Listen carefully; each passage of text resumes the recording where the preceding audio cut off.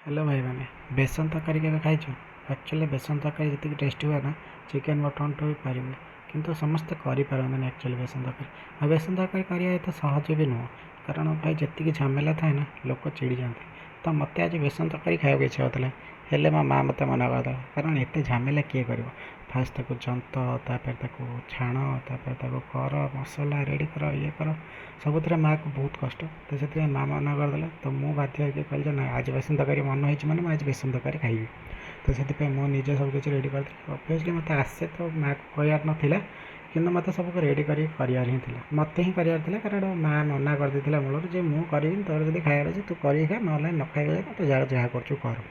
तो आज ये बेसन तरकारी तो कर तो बेसन तरकारी फर्स्ट पियाज मसला फसला जहाँ बटा बटी करा बटा बटी करदेली कारण यहाँ भेज भेज रे कौन ना पियाज रसुण सब मिले हुए से गोटा गोटा रही जाए। तो से बटा मसलाटा निहाती जरूरी आ सागे किसी कटा रसुण कटा मसला पकईकि आ बिलाती काटी पकईकि तादेह से बटा मसलाटा पकईदेली आउ छणाछणी कर रखी सब आलू को छाणी रखी और से बेसन को छाणी रखी से गुड़ा सब पकईदेली।